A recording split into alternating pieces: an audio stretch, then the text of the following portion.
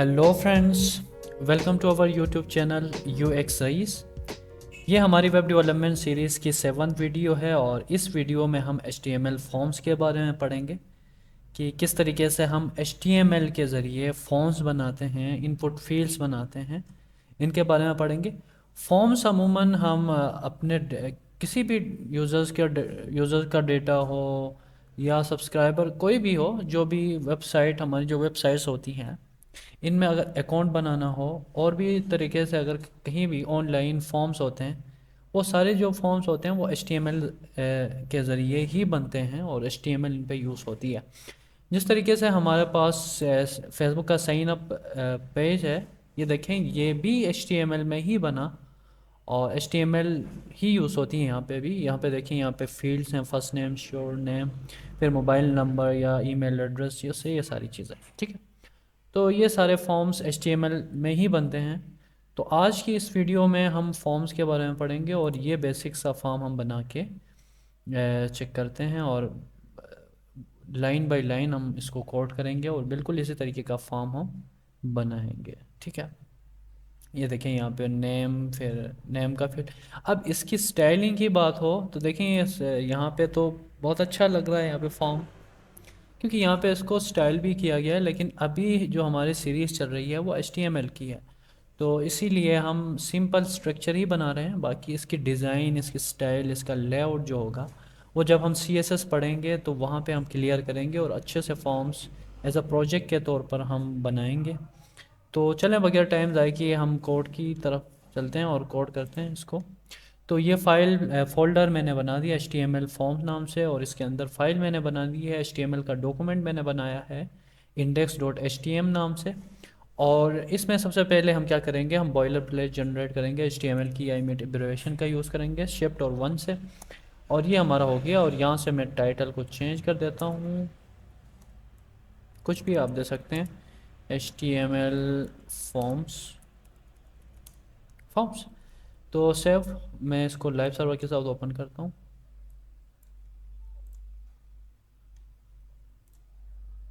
इसको साइड पे ले आते हैं। अब देखें, यहाँ पे कुछ नज़र नहीं आ रहा, लेकिन यहाँ पे हमने जो टाइटल चेंज किया वो यहाँ पे शो हो रहा है ऊपर टैब में, ठीक है। अब फॉर्म्स बनाने के लिए, जैसा कि पहले की वीडियोस में हमने बताया था कि HTML जो है वो मार्कअप लैंग्वेज है और प्री डिफाइंड लैंग्वेज है।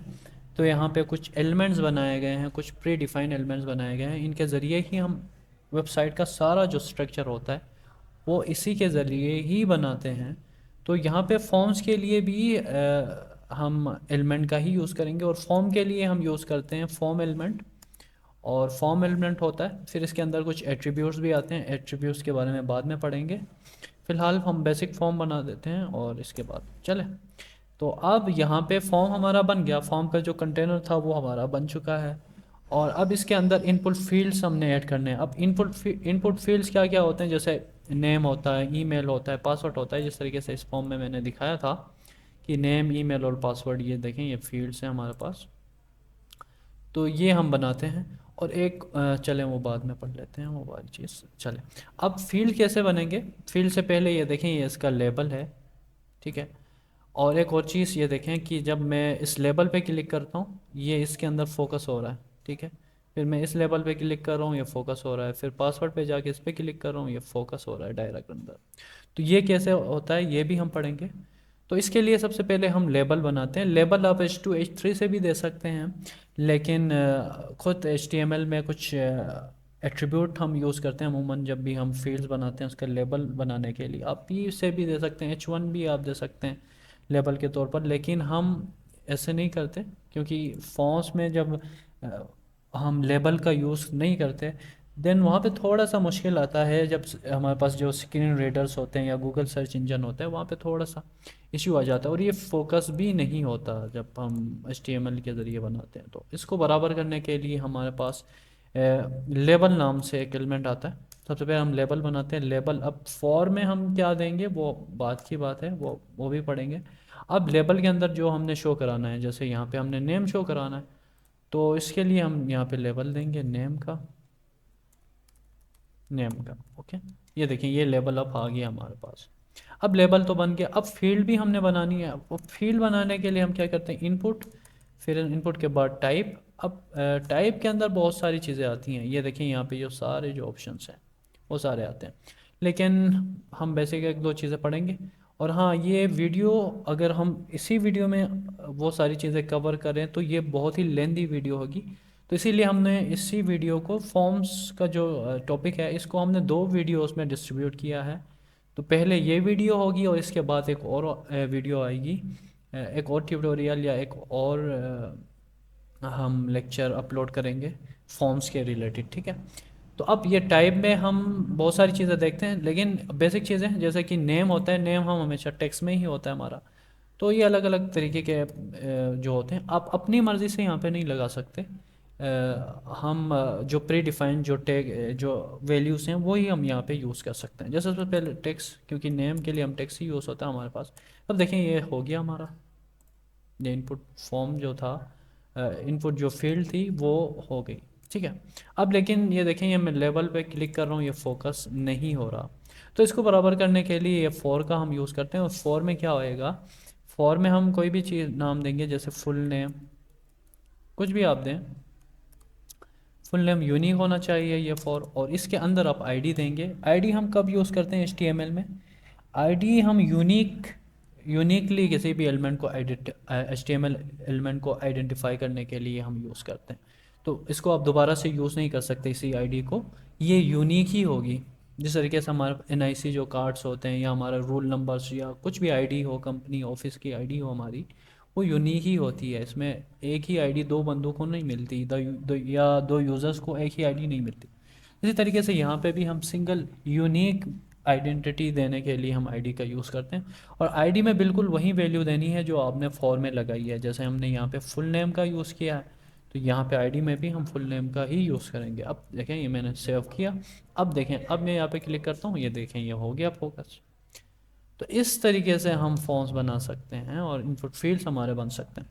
इसके बाद हम चाहते हैं कि यहाँ पे कुछ और भी हम यूज़र फ्रेंडली ये बनाएं ये फॉर्म। तो यहाँ पे एक और चीज़ हमारे पास, एक और एट्रीब्यूट हम यूज़ करते हैं प्लेस होल्डर का। और प्लेस होल्डर में आप कुछ दे सकते हैं, जैसे मैं यहाँ पे सजेशन देता हूँ as enter your full name, full name. मैं सेव करता हूँ।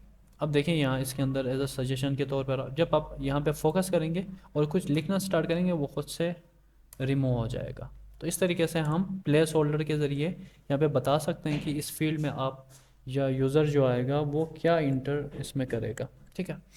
तो ये हमारा बन गया नेम का जो फील्ड था हमने बना दिया, ठीक है।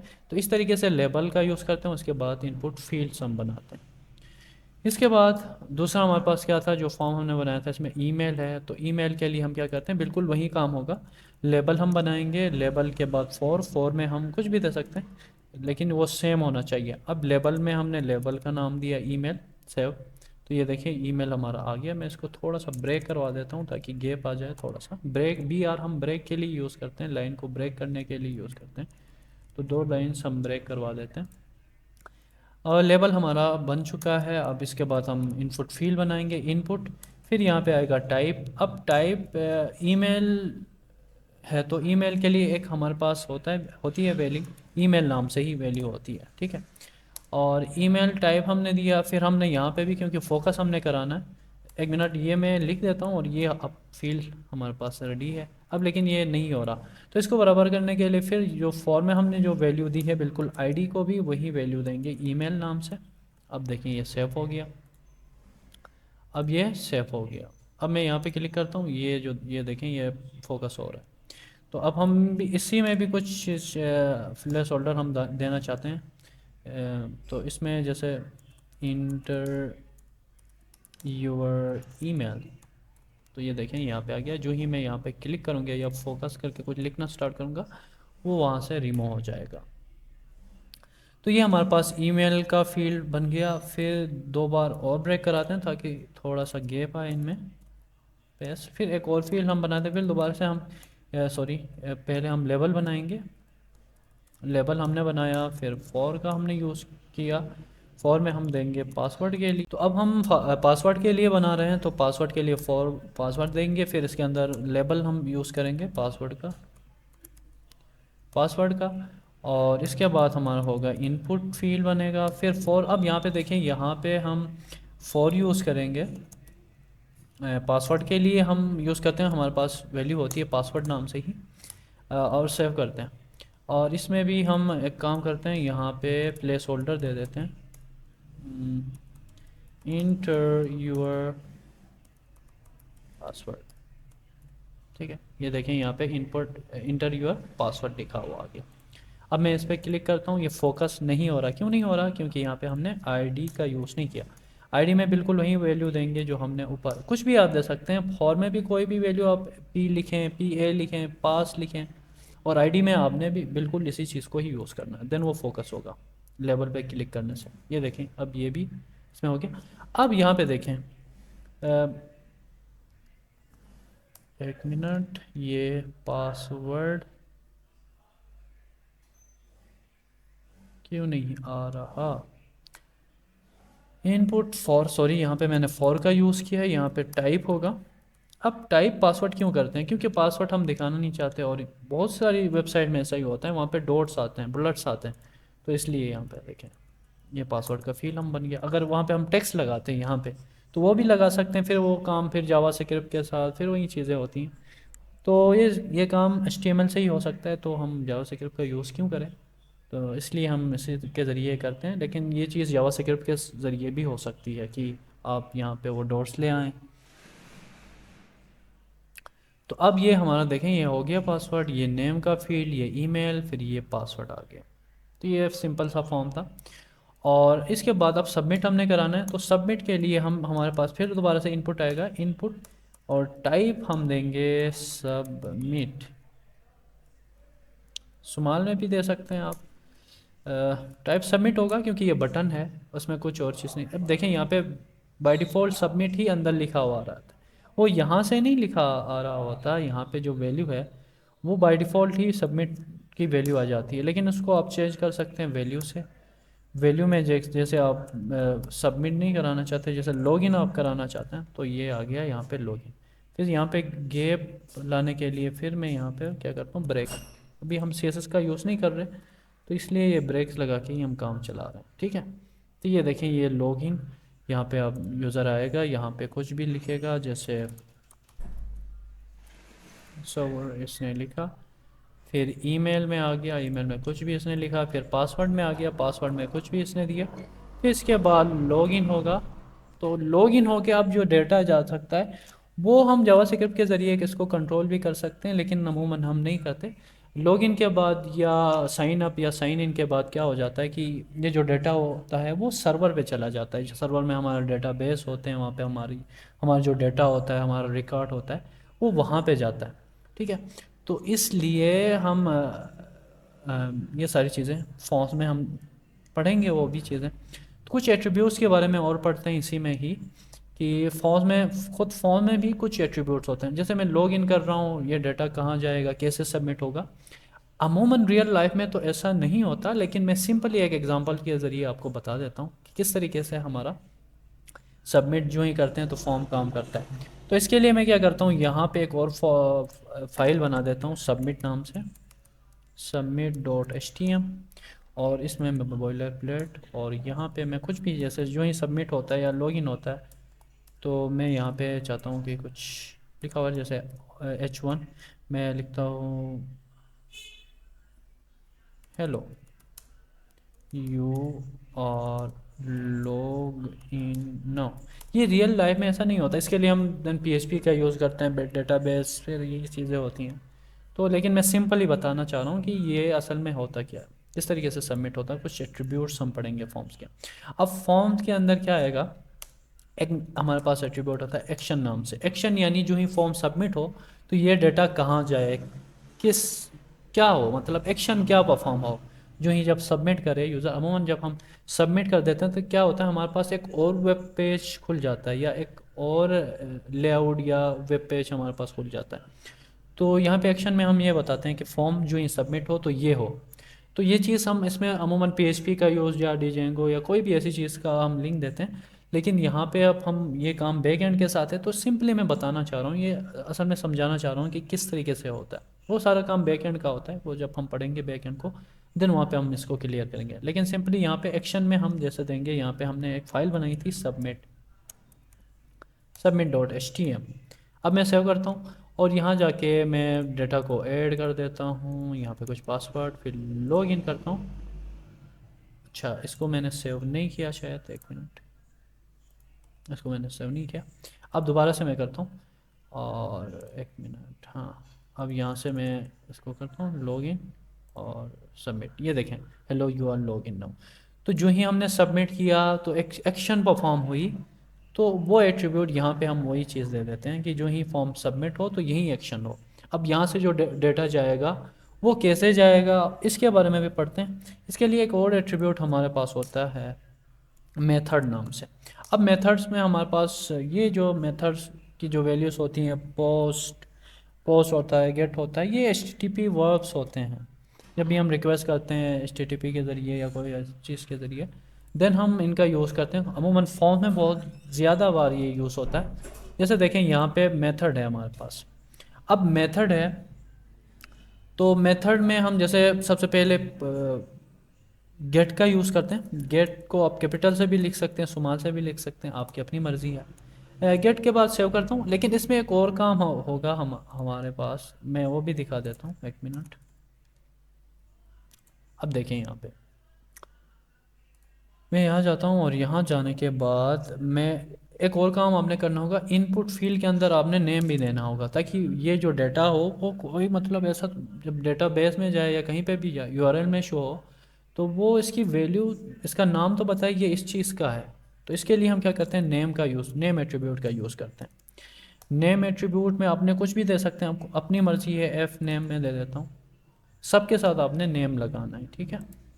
यहाँ पे आपने लिखा नेम, फिर यहाँ पे मैं ईमेल ही दे देता हूँ, ईमेल सॉरी, ओके। और इसके बाद यहाँ जाता हूँ और यहाँ जाने के बाद मैं यहाँ पे नेम दे देता हूँ, पास का नाम दे दो, पासवर्ड नहीं लिखता। हाँ, पासवर्ड भी दे सकते हैं, कोई इशू नहीं है इसमें। मैं इसको थोड़ा सा जूम करता हूँ। अब देखें यहाँ पे ये हमने नेम लगाया, फिर यहाँ पे गेट मेथड का यूज़ किया। अब क्या होता है ये देखें, मैं इसको थोड़ा सा बड़ा करवा देता हूँ और यहाँ पे आप चेक करते हैं कि क्या काम होता है। मैं यहाँ पे अपना कोई भी नाम लिख देता हूँ, ईमेल भी लिख देता हूँ, फिर पासवर्ड में मैंने लिखा। फिर देखें आप जो ही लॉगिन हुआ तो ये तो सबमिट हो गया, पहले जा रहा था इसी में। अब देखें यहाँ पे जो ही हमने गेट मेथड का यूज़ किया ये URL में शो हो रहा है, ये देखें F नेम ये आ गया, फिर email is equal to fav F। अब परसेंटेज 40 जो है वो @ के लिए यूज़ होता है URL में, gmail.com। फिर पासवर्ड की वैल्यू भी हमारे पास आ गई। अब ये कुछ गुड प्रैक्टिस नहीं होती। कुछ चीज़ें ऐसी होती है जो हम शो कराना चाहते हैं, कुछ ऐसी होती हैं जो शो नहीं होने करा सकते जिसको, जैसे पासवर्ड्स होते हैं या कंपनीज़ की जो डिटेल्स है, कुछ भी ऐसा डेटा होता है जो हम शो नहीं कराना चाहते, देन हम गेट का यूज़ नहीं करते। कुछ ऐसी चीज़ें होती हैं जिनको हम शो कराना चाहते हैं वो हम शो करा देते हैं। जैसे अब देखें ये मैं गूगल पे जाता हूँ, गूगल में मैं कुछ भी सर्च करता हूँ, वेब डेवलपमेंट, मैं कुछ भी, हाँ, वेब डेवलपमेंट जैसे 111 मैंने लिखा और मैंने इंटर किया तो ये रिज़ल्ट तो आ रहा है। अब देखें यहाँ पे ऊपर URL में ये देखें ये शो हो रहा है। तो ऐसी एक दो चीज़ें होती हैं जो शो हो जाती हैं और एक दो ऐसी चीज़ें हम शो नहीं कराना चाहते, तो इसलिए हम गेट का यूज़ करते हैं। गेट से क्या होगा, URL में वो नज़र भी आएगा, सबमिट तो होगा, वो डेटाबेस में सेव भी होगा, लेकिन वो URL में भी शो होगा। लेकिन एक और मेथड हमारे पास होता है, दूसरा जो मेथड है हमारे पास पोस्ट मेथड है। पोस्ट मेथड में क्या होता है, इनक्रिप्टेड जाता है डेटा, हमें शो नहीं होता, HTML हेडर के ज़रिए वो ऐड होता है। अब गेट में क्या होता है, URL के ज़रिए वो ऐड होता है। और पोस्ट मेथड में क्या होता है, HTML हेडर के ज़रिए ये ऐड हो जाता है। अब ये चीज़ जो है वो बैक एंड के साथ इसका ताल्लुक़ है, और अब उसके बारे में पढ़ें तो फिर वीडियो और भी इसकी वीडियो की लेंथ बढ़ जाएगी, तो इसलिए इसके बारे में, क्योंकि ये टॉपिक भी नहीं है, ये हम फ्रंट एंड बना रहे हैं और ये फ्रंट एंड का कोर्स है, तो हम इसी के बारे में पढ़ेंगे। लेकिन सिंपली कि पोस्ट में क्या होगा, अब शो नहीं होगा डेटा, तो इसलिए हम पोस्ट का भी यूज़ होता है। ऐसा नहीं है कि पोस्ट को हम यूज़ करें हमेशा, क्योंकि ये सेफ़ है। कुछ ऐसी चीज़ें होती हैं जो हम दिखाना चाहते हैं तो उसमें हम गेट का यूज़ करते हैं, कुछ ऐसी चीज़ें होती हैं जिनको हम पॉज के ज़रिए करना चाहते हैं तो वो इसके ज़रिए होता है। तो ये थे फॉर्म्स। तो फॉर्म्स के बेसिक चीज़ें, बिल्कुल बेसिक चीज़ें हमने पढ़ी हैं। और वीडियोस, क्योंकि वीडियो की जो लेंथ थी वो काफ़ी ज़्यादा हो रही थी तो इसको हमने दो पार्ट्स में डिवाइड की है। पहले ये वीडियो है और इसके बाद हम फॉर्म्स के बारे में थोड़ा बहुत और पढ़ेंगे अगली वीडियो में। तो आज के लिए इतना काफ़ी है। तब तक के लिए अल्लाह हाफिज़। और प्लीज़ अगर आप चैनल पर नए हैं तो चैनल को सब्सक्राइब करें, लाइक करें, अपने दोस्तों के साथ शेयर करें।